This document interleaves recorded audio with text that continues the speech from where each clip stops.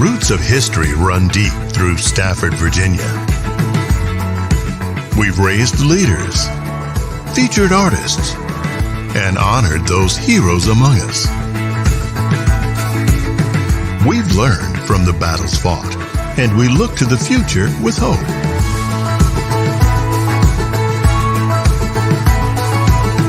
We take this time to focus on what makes us exceptional, while constantly remembering where we came from. We're always open to fresh ideas and innovation, and savor all of the flavor at our fingertips.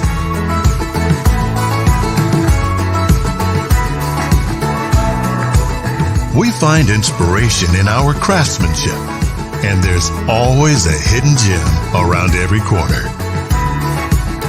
Find yours. Rediscover Stafford.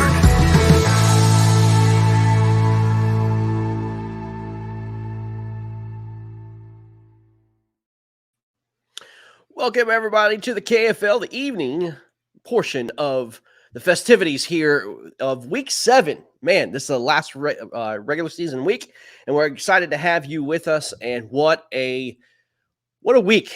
What a regular season. Some amazing games today that determined playoff position. That was unbelievable. Catch us out 8 o'clock for KFL tonight here on this channel.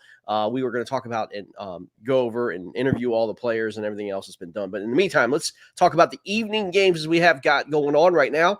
We've got 2 games going on. We've got Alabama Hammers have traveled to Florida Copperheads, actually fishing the world-renowned Headwaters Lake. And, man, they're putting some fish on the board today. I understand a storm came through with these guys, and they had to hunker down earlier this afternoon, but they're on the water right now. We'll get to these guys. And the other game is out of Texas. They're fishing Fairfield. It is Arkansas Hogs versus the Lone Star Bandits. But let's go ahead and get in the action right now with these anglers. We've got Thomas Woodring. What's going on, buddy? What's going on, man? Man, KFL debut, man. How are you? Good. How are you? Good. Excellent, man. If you guys don't know Thomas Woodring, he's a Florida legend out there. Does an amazing job for his team, and man, he's out there fighting with his team, the Copperheads. And John Fox, how you doing, sir? Okay, how are you?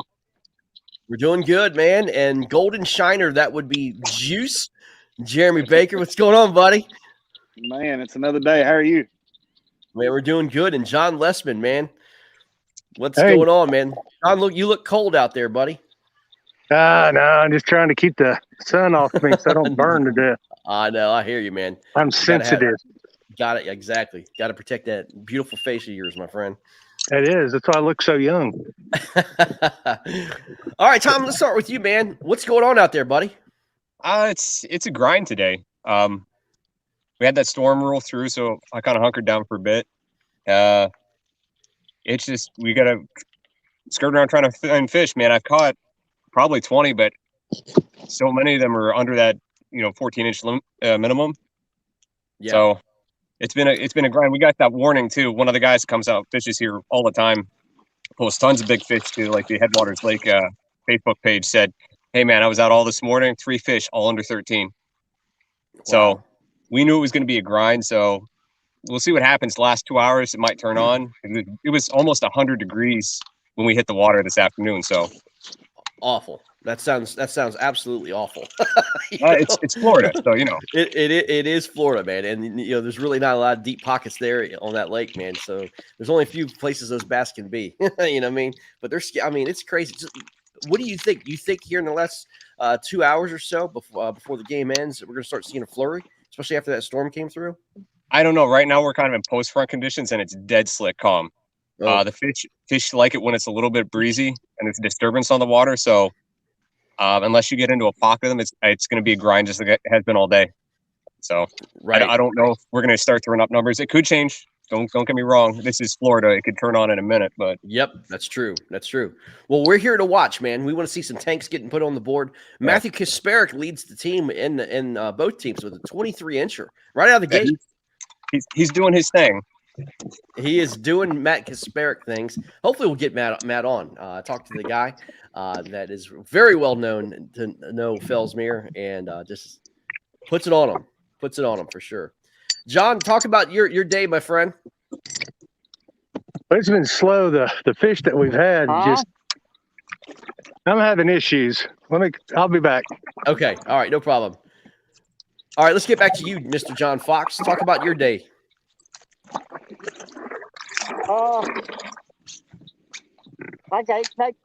Man, I've caught so many 13 inchers. And I think my first keeper was a 16 and a half. And then I caught a 17. And just like 5 minutes ago, I caught a 19, I think. Right. Right on. Yeah. I mean, it's, you just got to plow through the dinks, man. I mean, they're blowing up all around me. I mean, I'm in the area. There's fish everywhere. They're small. Right. Right on. Well, guys, let's do this. Let's get to the scoreboard. And let's see what we got. See what's happening with you guys. Well, let's go over the scores from the day. Oh my gosh! We'll get. I just missed the tank, huh? Yeah, he was over 20, easy. He came clear out of the water again too. Oh my He would gosh! be here. I don't think he got the hooks. Indianapolis Knights 161.75 takes the victory over Motor City Ambassadors. That could have had a major effect on Motor City even making the playoffs. Motor City just could not get that last fish at 144.5. Rhode Island Rebels. Well, we got a echo. Let's see here. I will mute him. All right. There we go. All right, Rhode Island Rebels, 174.5. Congratulations to Rhode Island. They take the division. They win. They have a bye week, and all roads through the playoffs goes through Rhode Island. The Rebels take that matchup against Massachusetts Maulers. They end their record at 5-1. Massachusetts Maulers ended at 4-2. Motor City's also 4-2. So what happens with West Virginia matters what's going to happen to Massachusetts and Motor City and whoever gets the last playoff spots.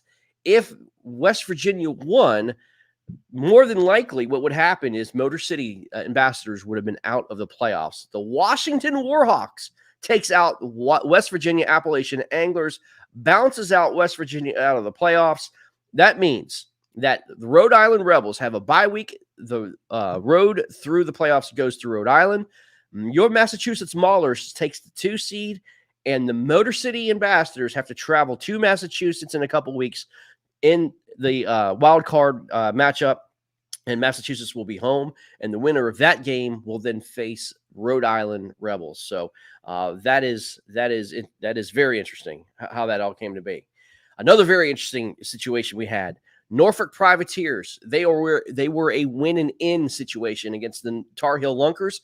Tar Heel Lunkers had to win, and they were in the playoffs. So the winner of this game makes it to the playoffs, and there you see it. The Tar Heel Lunkers defeats Norfolk Privateers at home 162.25 to 125.5, and they are in the playoffs. It is unbelievable comeback that the Tar Heel Lunkers had throughout the season. They finished the season out, and they have the tiebreaker over Norfolk, so they move on to the playoffs. Congratulations to the Tar Heel Lunkers. Louisiana Hurricanes, they defeat a one-man Caleb Helbig, Southeast Texas Rough Riders. Caleb gave it all he got. But Louisiana takes the victory at 180.75 on the famed Toledo Bend. They were at Toledo Bend today. And you look at Caleb, man, 118 inches all by himself. Well done, my friend. But they do fall short. And Louisiana wins that matchup. John Mooney leads the board at 150 inches. Amazing day for John out there. Congratulations. Bay State Attack defeats Pennsylvania Bronzebacks. Only 2 guys got a chance to get up to Massachusetts, but 154.75 to 92. Congratulations, both these teams, for a solid season for both of these guys. Not the season that they wanted, but neither one of them being in the playoffs. But Bay State Attack does win, takes their second victory of the season. And then Pennsylvania, I believe they end their record at 1-5. Florida Copperheads, this is the current game we got going on right now. They do lead the Alabama Hammers 158 to 96.25. And the Lone Star Bandits at 98.25, and our Arkansas Hogs at 18 1/4. So there you have it. And then, John, you can see the leaderboard there. John Mooney leads the individual leaderboard at 150.75. Greg Crass from Rhode Island leads his team at 125 1/4. Caleb Helbig at 118. Bruce and Brad are the top 5. So there you have it, guys. Let's get back to the action, shall we? And see what is going on between these guys. Just pretty good stuff, man. Pretty good stuff. And we'll go over all the options here again for the playoffs come KFL tonight. We'll get all these teams and talk to the winners and the losers and some heartbreaks this weekend. But meanwhile, let's get back to these guys who are fishing. Jeremy Baker, man, talk about, man, it's your first time on Fellsmere. I think we had a conversation about the storms that can whip up there, man. They're serious, and you got to experience it. You know, you could see it. It's got big ears, so you could see it coming from a good ways off. And you know, I was able to get somewhere. I was in a pretty wide open area that didn't have anything that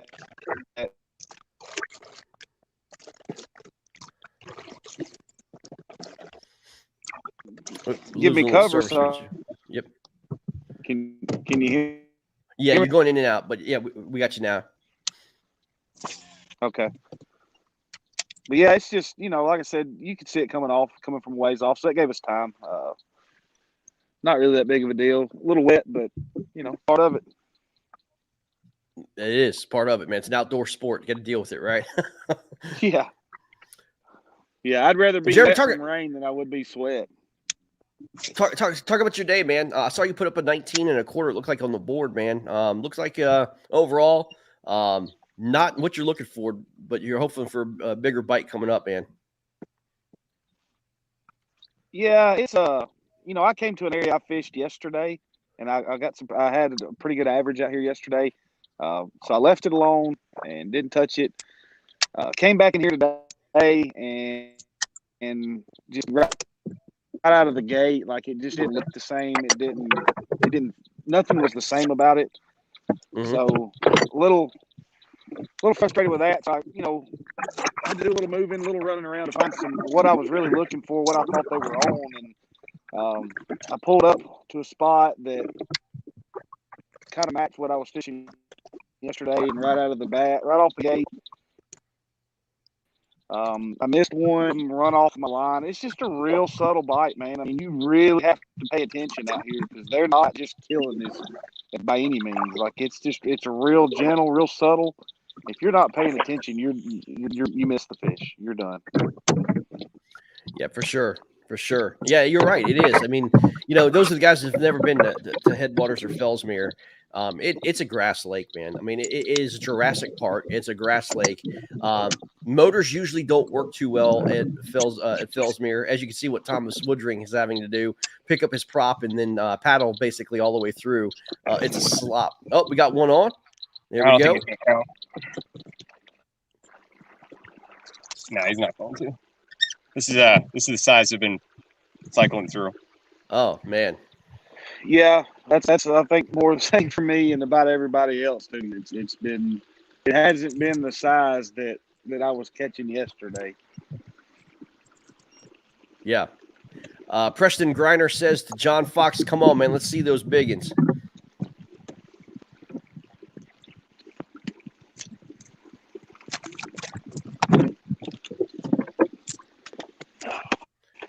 Well, guys, this is an important game. I mean, Alabama.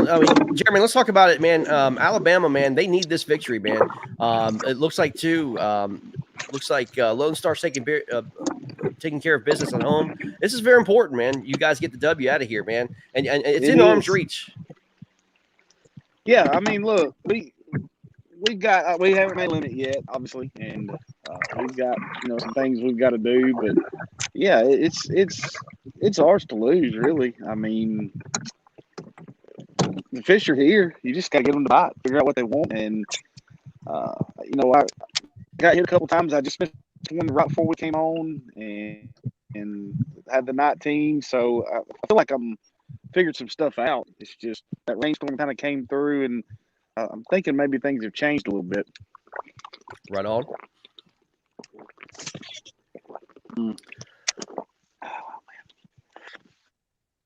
John, we got you, buddy. We can see you, man. Hey, yeah, I'm having issues, so I don't know if you can hear me. I can barely hear you, and I keep we going got in you, and buddy. out. No, we got you, man. Okay. I'll give you mine real quick because I kicked my phone holder and broke it, so I'm got to use my hand. Yeah, the fish we've had, like I said, I don't know if they locked down because of the last front and what's going on. I've caught a bunch of fish today. I'm about 15 fish, but only a couple, but no really any size. So that's what's, I guess, hurting. So yeah, that seems to be the theme of what's going on down there. I mean, you just got to plow through they're these here, days, man. I've seen them. But all right, sorry I couldn't be more today. I've operator error. That's okay, man. It's all right. Well, you keep on doing your thing. Okay. Thanks, y'all. Sorry. All right, buddy. Yep. Bye. All right. We'll get these gentlemen on here. Thomas, talk about Fellsmere, man. Those guys have never been to Fellsmere, the famed Fellsmere. Talk about it, man, as a fishery. You know, the uniqueness of it. It's really, it's so unique. You know, there's so many different parts to it. I was shocked when I went down there. I fished with Matt Kasparek on how different the water is in different places. So it's built to be a trophy fishery. The amount of biomass in here is ridiculous. I've had days where you come down and you catch 50, 60 fish and your best 5-bag limit is over 30 pounds. The big thing with this lake, though, is fish don't always hang out in the same spot. I have holes that aren't any good anymore, but they'll turn on if the conditions are right. If you can figure out, what the fish want in terms of conditions, and the fish are picky down here, and you can find the right spot, you could be on them all day. But a lot's changed since last year when they opened up the ramp. The water levels are higher. It's a little bit, I don't want to say it's harder to navigate, but it's a little bit harder to pin down where the fish would normally be than when it was just the kayakers in here, because water levels were lower. We knew where certain things were. With it being higher, the fish move around a lot more. Right. So, but it's designed to be a trophy fishery. Anybody can come down here and get lucky, but the thing that makes this special is once you get it figured out, you can get lucky almost every day that you're down here. We have a question. Greg Thomas says, "Is Fellsmere headwaters to a river?" I don't think so. I think it's a locked-in reservoir, basically. Well, it's a reservoir that they use to essentially clean out the water from runoff that goes into the St. John's, because the headwaters of the St. John's is up here. Right. And a lot of the runoff from old farms used to go in and pollute the river, so there's a lot of grass and stuff in here, which they use to essentially clean out the aquifer before it gets pumped into the St. John's. Right. Right. So I wouldn't necessarily eat a fish out of here, but yeah, there's plenty of them. You can, sure. I guess, if you want. No, thank you. No, thank you. But I mean, it is. When you look at it on a map, it looks like, and Jeremy Baker was talking about this as well. When you look at it on a map, it looks like just this box, right? But when you get there, it is unbelievably big. It is huge. It's 10,000 acres. You can't even see it. Yeah, you can't even see it from the boat ramp. Like, really, you just see it canals, all you see, and then you run 3 miles down the canal. All of a sudden, it opens up, and you're just like, "Holy heck!" It's impressive. Yeah, it is absolutely impressive. But again, it like the north end of it compared to the south end of it, it's just two different worlds. I mean, it really is. It's two different lakes. I mean, it's got something for everybody. I mean, if you're like us down here in Florida and you like punching and flipping and fishing grass edges and stuff, there's all that. There's structure down in the enhanced area. There are some deep holes out here too. There's some 30+ foot holes. Mostly crappie fishermen in those, but there's something for everybody out here.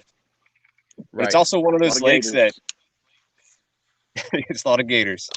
It's one of those lakes that it takes a while to figure out and get pinned down because everything looks good and you want to throw at everything. For sure. It took me about 2 months to really get some areas kind of pinned down and figured out. Because when I first started, I was like, man, everything here looks really, really good. And it still does. You could spend all day throwing something or flipping on reeds, and that might work in your home lake, and they're probably I missed one. They're probably not here or they're down here. There's talk about how temperamental these bass are. I mean, they are unbelievably temperamental down there. They can be. So Florida fish are really picky. The ones down here like a certain water clarity that water temperature really doesn't matter. At least here in Fellsmere, it's not true for all of Florida. I've had it where it's almost 100 degrees and they're still smacking top water like it's going out of style. But every now and then, if things change where the water temperature drops suddenly, just a few degrees, or the water gets dirtied up, they'll shut off, and it becomes a pain to get them to bite. Right. Let me ask you a question. You know the old adage, wind from the west is best, east from the least. Does that apply to Florida? I mean, some people say yes. Me, I don't really care. I look for certain things that are common amongst all lakes and what fish want, like certain water clarities, depths, temperature, where the biomass is, because that's where they're going to be feeding. So I don't really ascribe to that, but so I really can't say. Gotcha. Conrad Benetti says Thomas Woodring, the most cerebral angler in kayak bass fishing. So whatever that means. I guess he's saying you're a decorated bass fisherman. Cerebral. Got a couple trophies on. Yeah, a couple. Yeah, absolutely. I hear when they see you and Matt Kasperick in the same tournament, people just run and they just don't even sign up. Is that true? I don't think it's necessarily true, but we did back in 2019 terrorize KBF monthlies and a couple other tournaments quite often. Right. It's either him winning it and me in second. I took a lot of seconds to Matt. That's brutal. And I got a couple where we took them. So. John, can you hear me? Oh, he's got an echo going. All right, I'll put him on mute. We'll watch John. But good stuff. Tom, talk about your favorite kind of techniques there, man. I mean, without giving up the juice. I mean, we're still playing the game here. But kind of talk about some of your favorite techniques you like to throw in that big old grass pond called Edwaters. I mean, I like throwing top waters. The fish here seem to prefer it a very specific way. Mm-hmm. Matt's kind of mastered that. I may not be to Matt's level, but I'll get him to bite it. Right. And then there's always swim baits and things like that. I found it really doesn't matter as long as you present it the right way down here. Right. Because I've had instances like this morning, I was throwing top water over a place where I knew there was some fish. I didn't have any come up and hit it. I tried 2 or 3 different types of presentations and then went back to the exact same place and dropped a worm in there and bounced it, and they slammed it. Gotcha. So it's just, anything will work at the right time. You just got to figure out what the right time is. Right. Jeremy, talk about, man, you're a grass guy, man. Talk about, the differences fishing in other places across, where you've seen in Texas, Alabama, Tennessee, and then you see this place, and talk about the differences and if there is a difference. You know what I mean? Well, what you have to do to obviously adjust. There's a difference. These bass here, they don't have a choice but to relate to grass for the most part. I mean, obviously there's a little bit of other things in here, but 90% of this lake is grass in some form, whether it's hydrilla or hyacinth or anything else. So they relate to certain, from what I've seen anyway, they tend to relate to certain parts or certain types of grass at certain times of the day. And if you can figure out that, you do pretty well. And past few days, we came down here and pre-fished for a while and had, pretty good days for the most part. And then here today, it just, everything I thought I did kind of changed a little bit. Like I said, we had some good things going. And then it's kind of stopped this morning. Maybe it's picking up a little bit more this afternoon, some more action on the water. I can start to see some stuff a lot more so. But yeah, I mean, there's nothing like this that I've ever seen in the places that I fish. You think of like Lake Fork, a lot of grass and a lot of places like that. Yeah.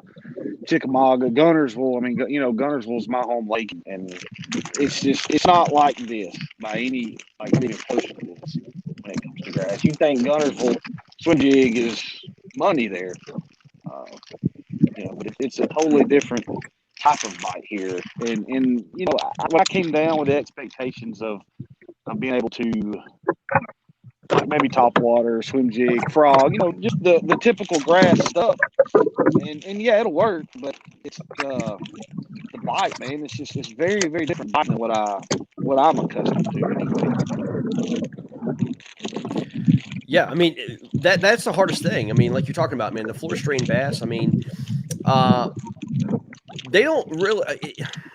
I mean, they do explode on bait, but it's not as common as you do see up north, man. Like the smallies or even the largemouth, the Kentucky strain. It seems like they're a lot more aggressive. These guys are just like lethargic. It's a very lethargic bite, but man, when they do bite, it's usually a big bite. You know what I mean? Right. Exactly, and and that's kind of what I've been experiencing down here. I haven't really had anything just actually explode on any kind of top water, like you would see in a Gunnersville or really anywhere else. It's kind of been different for me anyway, but it's been fun, man. This place is, gosh, it's second to none. It really is. Thomas, what was the number of bass they put it? Was it 2 million bass in that lake? So they put, I think it was 1 million fingerlings, but that was on top of the population that was already here. Wow. That's a lot of freaking bass, dude. You know what I mean? There's a lot of bass in here, but this is one of the few places where I think that I wish they'd make it just purely catch and release, because I believe that the amount of biomass in here, the amount of bait fish, the amount of food for them can sustain that population. Right. Looks like John is hooked up. Let's see what John's doing.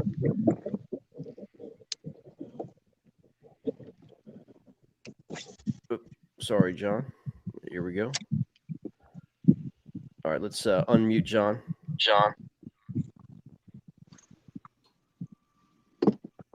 We see what you got. We see what you got.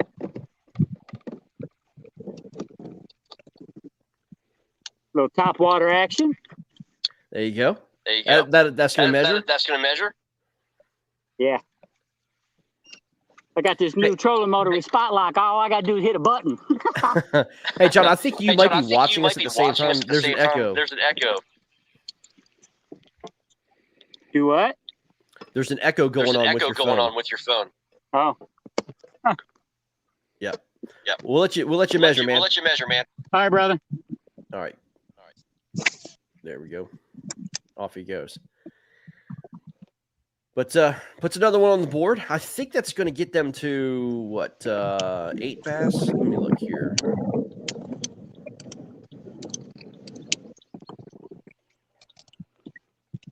Nope, that's going to be their 10th bass. With a 23 on the board there from Matt. So that's a pretty daggone good kicker. They're sitting at 158 without John's fish, and you guys are at 111. Okay. How many fish do we have? How many fish you have? I would. My guess is going to be. Let's see, 3, 6, 7. Okay.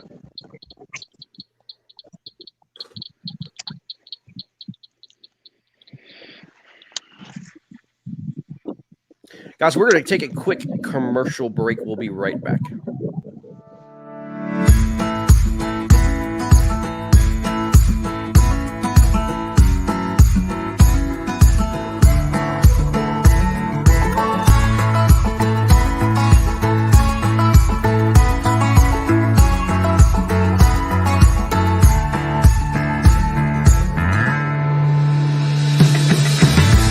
The roots of history run deep through Stafford, Virginia. We've raised leaders, featured artists, and honored those heroes among us. We've learned from the battles fought, and we look to the future with hope.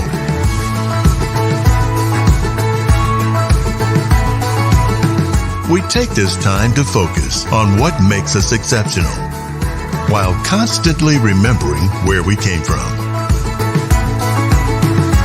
We're always open to fresh ideas and innovation, and savor all of the flavor at our fingertips.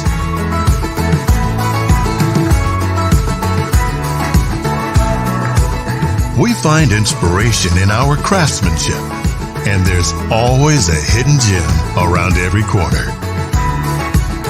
Find yours. Rediscover Stafford.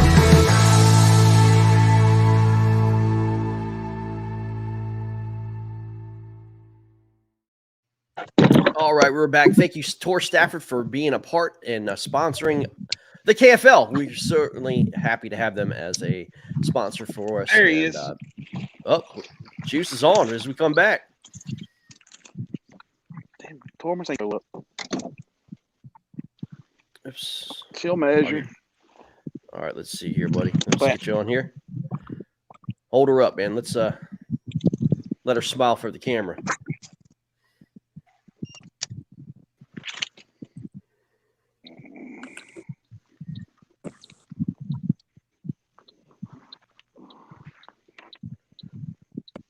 A little neat, but it's fish. Yeah, that'll measure, man. About 16? 10 and a half. Okay, good deal. You go ahead and measure that. Looks like, let's see, Thomas got one on as well. Yeah, Matches. it's not a giant, but it'll be an upgrade.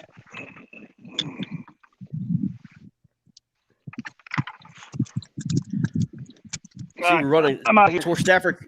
We run a Tor Stafford commercial. Next thing you know, you guys are throwing fish on the board.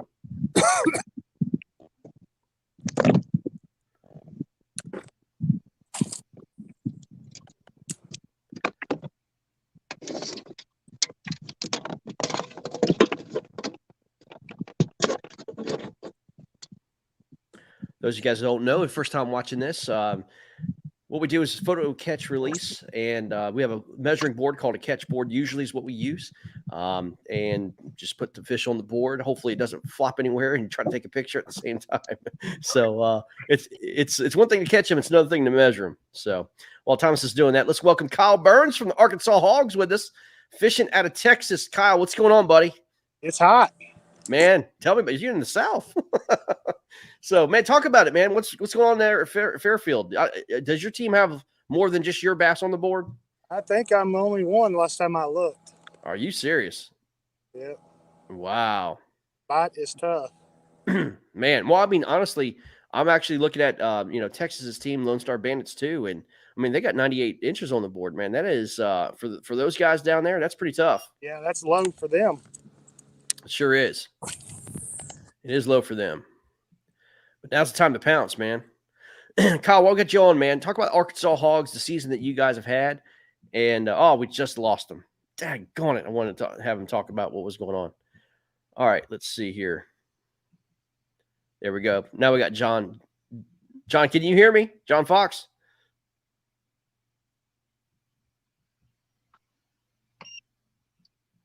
John, can you hear me? All right, we'll just watch him. We'll just watch him fish. But yeah, as you can see, it looks like, a storm front came over Florida there where John is fishing. He just put one on the board. Let's go over the scoreboards again, guys. Let you guys see what the deal is. Give you a current update on the scoreboard. The games that we got going on right now, Florida Copperheads 175. That's going to change with Thomas's fish coming through, and Alabama Hammers at 126 1/4. Juice just caught one, so I think that may include that. And then Lone Star Bandits 98.25 to Arkansas Hogs 18 1/4. Real slow afternoon down in Texas. So we'll look at the earlier games as well, y'all. You can get to see what happened today, and we'll talk about tonight, KFL tonight, the playoff implications to some of these. Indianapolis Lights finishes out Detroit's season with a loss there. So Indianapolis does take the victory at 161.75. Detroit loses 2 in a row to end the season. They're at 144.5. Rhode Island took a loss in the very beginning of the season, 43 seconds away from taking the victory for Massachusetts, but they come back and they are at one. They went basically 5-0 from the remaining of the season. They win the North, so they get basically the playoffs through Rhode Island. They're at 174.5, and Massachusetts Maulers is at 134. Washington Warhawks takes out West Virginia. West Virginia had playoff hopes. Basically, if they win and some of the things happen, like Detroit and Massachusetts loses, which they did, they would have made the playoffs, but they did lose against Washington Warhawks, and they're out of the playoffs. But you know who's in the playoffs? The Tar Heel Lunkers, 162.25 to Norfolk's 125.5. Louisiana takes out Southeast Texas Rough Riders on Toledo Bend, and Bay State Attack ends the season with a victory, 154.75 to Pennsylvania Bronzebacks 92. So again, really, really exciting, fun season going on. All right, let's get these guys back in action. We got the Florida Copperheads fishing with us on the famed Headwaters. John Fox, Tom Woodring are with us. Man, Tom, looks like is that more storm clouds in the background, or is that It is, but it's stuff that's passed. There's a system south of us that's just kind of holding still. Gotcha. I'm kind of hoping it blows out. I think it's a remainder of the bigger system that came through, but I'm hoping that one moves off. But that's stuff that passed, so we're good on that. I think we should be okay the rest of the night. Gotcha. Good deal. In your experience, does Fellsmere come alive in the evening time, or is it just kind of like these fish just go to bed, man? I've never been out here in the evening. I've heard it's good fishing. Morning's good, but Fellsmere's one of those places where, you know, if the conditions are right, it's all day, like nonstop. Doesn't matter what you do. Doesn't matter what time it is. They're hitting. I'm going to pick your brain for a second. Let's talk about the science of fishing, if you don't mind, man. You seem to have a very analytical way of going about doing fishing. Let's get a little deep here, man. Trying to figure out this species called the largemouth bass. You know what I mean? All right. Are you a solunar guy? A what? A solunar guy? Or do you believe in the moon cycles and how it affects the feeding? It does. There's a lot of things that people go off of that I take for granted. Or not granted, but I take it with a grain of salt. So, lunar cycle, I've had it. The only time I've really experienced like the effects of a lunar cycle is when you have a full moon that is bright all night long, like a super moon. Yeah. I've had that where it'll shut off like my local lake because the fish will just feed all night when it's cooler. The temperatures are a little bit better because they can see because of the moon. And then during the day, they won't do anything until the evening again. Right. Exactly. What about talk about the spawn down in Florida, man? I mean, usually the spawn cycle here and kind of in the mid-Atlantic Northeast, you know, obviously it gets later and later the more north you go, but talk about the spawn cycle in Florida. When does that usually happen? So the spawn cycle down here is weird. So I'm from Pennsylvania, and originally I fished the Susquehanna a lot. Spawn cycle up there, it's somewhere between May and June. Usually by June, mid-June, the spawn is done. Down here, it's completely based on weather, water temperature, and, well, moon cycle, actually, depending on your lake. But the fish in like Okeechobee will be pushing up on beds in early December, depending on when the first real big cold snap comes through in Florida. Fish in Fellsmere is probably several weeks later. Fish up on like Toho in Central Florida, it's between typically late January, mid-March, and it can be even later than that the further you go in Florida. But the fish too, it's weird because they won't all spawn at once, depending on how long the temperatures last or how long the cold snap lasts. I've seen fish completely off beds at like my local lake in January, and then a whole new crop of them come in at the end of February because of the weather. So spawn down here is not as predictable as it is, let's say, like back in my home state in PA. Right. Usually, in the Northeast, we're in the North period. You've got kind of like a spring, summer, fall cycle where the bass move, in depths, right? And relative to depths. Usually in Right. the summertime they go out deep. In the wintertime they belly down in the deep, and then you come up for the spawn in the spring, and pre-spawn, post-spawn. The bass split. Some go deep, some go shallow. But in Florida, it can't be like that because there's no deep water. It's usually these lakes down there is max maybe 5 feet. I look at it like a Kenansville. What do these fish do in the wintertime when it does get cold? I mean, I guess they use more of the vegetation as a heat structure rather than depth, right? Yeah. So places like Kenansville, and we had a good example of this earlier this year. I didn't make the adjustment good enough, so I didn't get the finish I wanted in the Kayak Anglers of Florida tournament in Kenansville. Mm-hmm. There's a place out there that I know that's a spawning flat where the fish will come. It's about 4 feet deep and it's hard sand bottom, and the fish will just pile up in there. And I was going in there pre-fishing, and the air temperature is like 68 to 70 something, depending. And I was going in and I was nailing them, like big fat females getting ready to drop eggs. The night before the tournament, the water temperatures and the air temperatures dropped. Air temperature went down to like 35, and the tournament, the high was like 50 something. That's cold for Florida, man. Yeah, and so the fish got really, really finicky. And what they did is, and I didn't figure this out soon enough because I figured, oh no, they're in the heat of the spawn, they're getting ready to move up and do what they do. I didn't figure out soon enough, but they all went underneath the hyacinth mats. And then as it got warmer, they went on the wind sheltered side of the hyacinth mats. And I made the adjustment about 1 o'clock, and I got my limit in about an hour and a half, but it wasn't enough. I should have made that adjustment sooner, because that's how picky these fish are down here. Right. So use vegetation. If you can find some rocks, someplace that has some riprap along the shore, or some type of dam, they'll use that. That's because that's what they have. That's right. I was just blown away my experience down there with another local legends down there, Doug Wilson, who is the punching god down there. And he was punching in places there's no way I would ever figure that there's bass. I'm talking about like floating grass, like on shore, and literally you think you could walk on it. And he's like, oh yeah, this is in 2 to 3 foot of water. I'm like, how is that I mean, he literally parks his kayak up on a bank and starts punching what looks to be walkable bank, and he's nailing like freaking 23 24-inch bass. I'm just like, this is insane. I have never seen anything like that. And he told me straight up they're using this as a heat source because there's no depth. What'd you get? Huh? Good job, man. Down here. Kyle, we have an update on score. Oh yeah, Jerry got a 16 3/4. Okay, very good.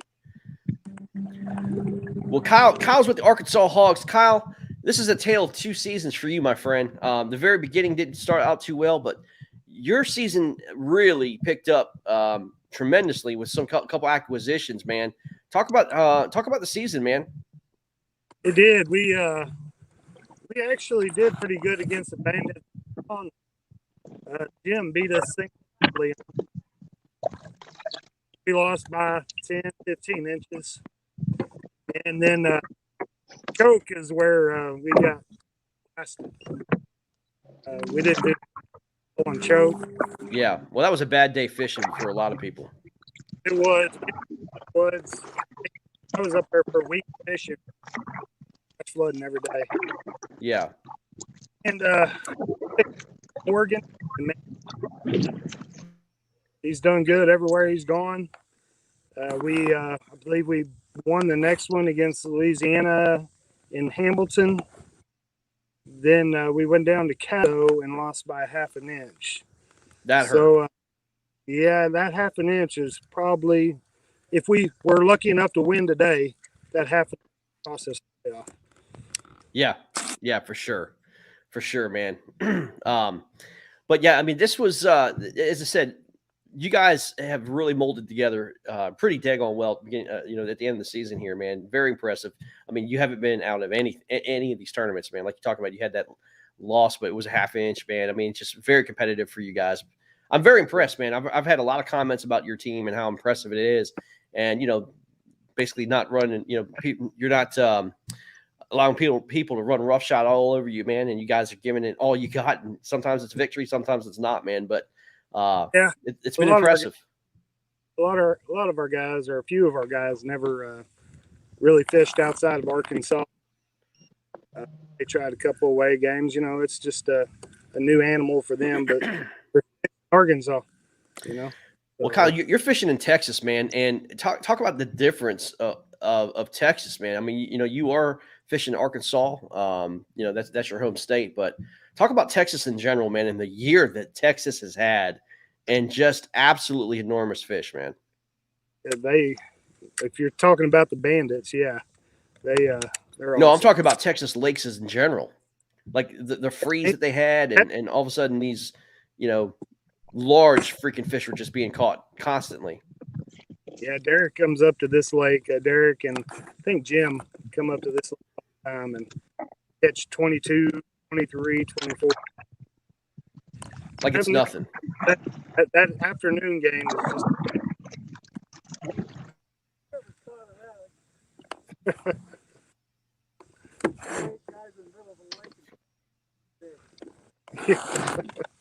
Well, Kyle, what are you throwing today, man? And I've tried a little bit of everything right now. Texas rig worm. That's about the only thing I've been getting hits off of. Gotcha. I power shot it a little bit with the same color. Got a couple little nibbles, but nothing. So I think I'm just gonna hit it with my Texas rig worm and till the end, probably. Hope for the best, right? Yeah. Yeah. Because we got a little bit of a breeze. For sure. Yeah, so tried the spinner bait and crankbait, just nothing happening off of it. Well, I mean, it looks like, with Jerry 16, you're going to be at 32. Well, I'm sorry, 34. So it's going to be 98 to 34 inches there, man. So, it's in arm's reach, man. And there's still a chance. There's still a chance. Absolutely. Fishing in the summertime is not an easy thing for sure. No, it isn't, especially in Texas. Yeah, it is. Kyle, how deep is that lake over there at Fairfield? Right now, deepest I seen was 19. 19 feet, okay.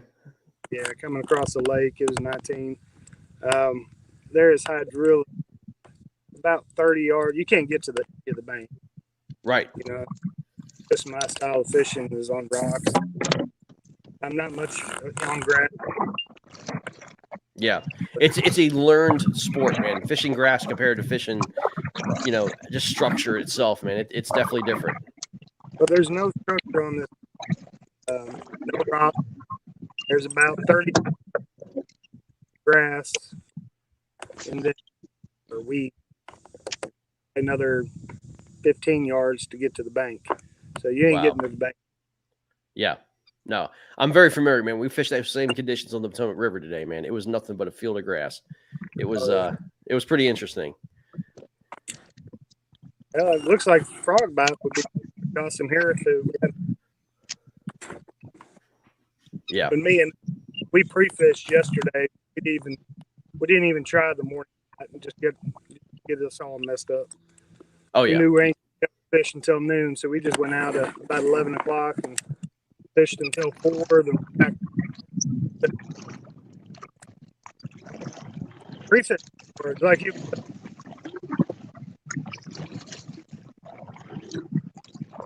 John Fox, you looks like you missed one there, bud. Yeah, I did. I wasn't ready.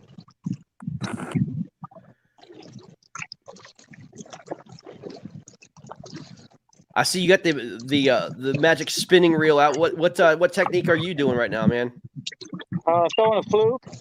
Okay. A little fluke in the grass.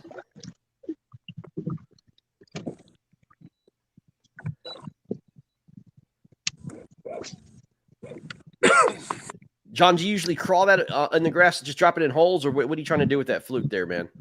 I do both. I skate it across the top, and then when I find a hole, I'll kill it. Gotcha.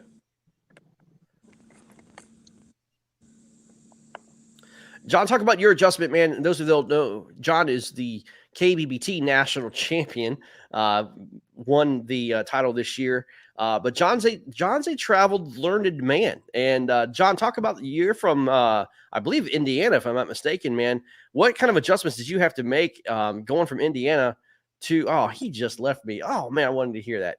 He's had to change his whole game, going from a Florida fishery. I mean, from an Indiana fishery to a Florida fishery. So that's a huge adjustment. He did a good job at it. Yeah, and Tom, you're the same way, man. I mean, you're talking about Susquehanna smallmouth to now Fellsmere largemouth. You can't get any more different from that. No, and I miss the Susquehanna smallmouth. If you hook into a 14-inch smallmouth, they fight like a 5-pound largemouth. 100% agree.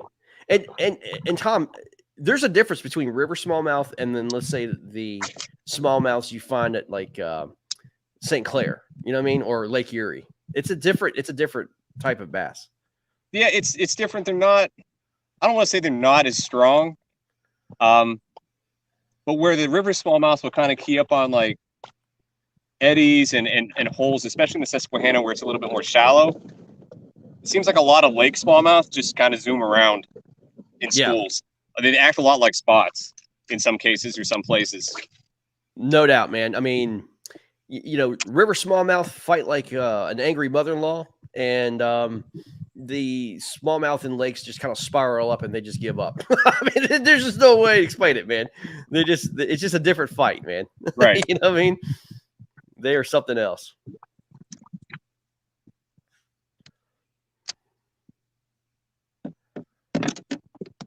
What part of Pennsylvania are you from again, Tom? Central Pennsylvania, so around that State College area. Okay. Me and my wife are heading up to the Poconos come Labor Day weekend, taking the camper up to the Pocono Mountains. I love it. Yeah, very nice.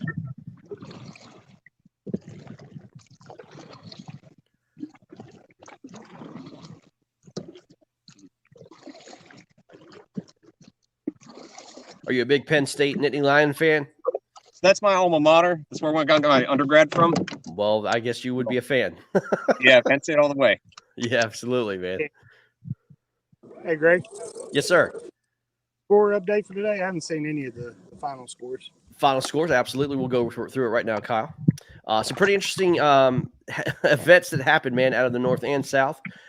Indianapolis Knights does beat Detroit, Motor City Ambassadors. So that means the Motor City Ambassadors had to wait to see what happened to West Virginia, but it was 161.75 to 144.5. Rhode Island Rebels wins the North. They take the bye. They're at 174.5. Beat Massachusetts Maulers at 134.5. Massachusetts Maulers then still would have to wait to happen with West Virginia. Well, the Washington Warhawks does beat West Virginia, knocks out West Virginia. The score was 77 to 32. And so that means that Rhode Island Rebels take the top position in the North. Massachusetts Maulers are in the playoffs. They take the 2 seed, and Motor City Ambassadors take the 3 seed. That means Detroit has to go to Massachusetts come wild card weekend. Norfolk Privateers against the Tar Heel Lunkers. It's a win and in for either team.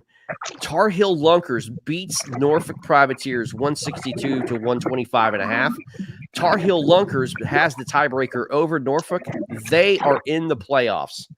So it is Norfolk Privateer. It is Tar Heel Lunkers, and then the Alabama Hammers and Florida Copperheads.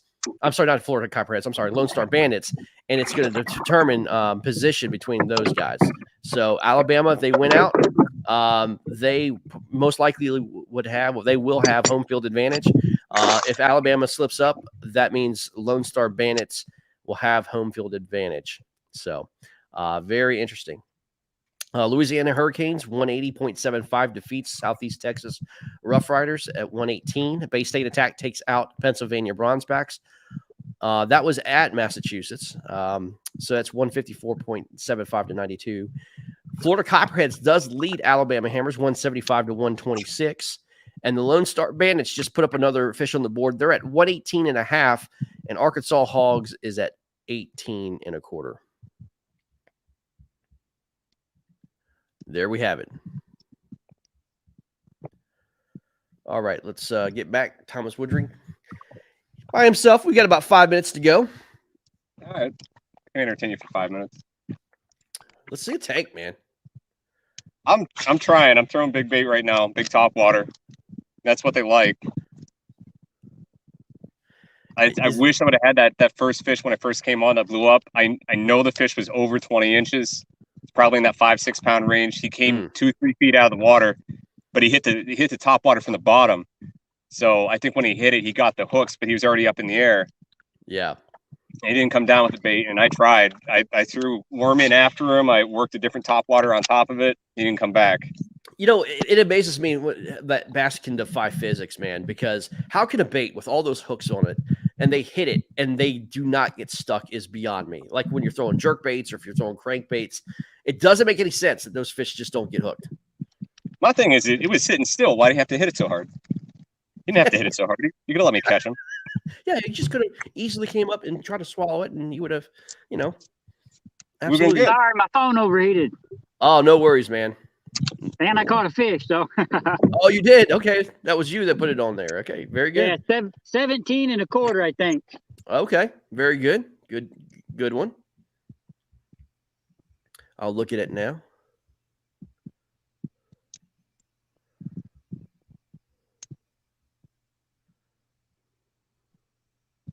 I must say, John Fox, you take some good pictures, man. Thank you. You do. You take some solid pictures. Easy to read. Your board's easy to read. Everybody needs to learn how to do that. Boy, that's an ugly looking fish. Whose fish is that? Oh, that last one? Good Lord, that thing's ugly. That's 17?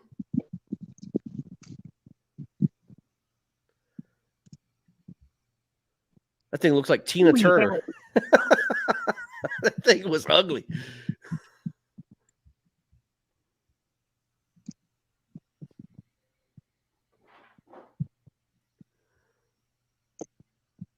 It's like you don't even feel them hit it. Yeah, they're skinny, man. These are skinny bass. I've only had one today that didn't smoke it. Wow. Even the little guys, like those little 6-7 inches that keep smacking the top water, they're hitting it hard. Meanwhile, Derek Miller just threw up a 20 and a half. He's got a 22 and a quarter, and he's got a 20 and a quarter. Derek Miller's doing Derek Miller things. Jeremy Baker puts up another bass. Puts up a 14 and a half. And a 14 and a quarter, which I think we saw him catch.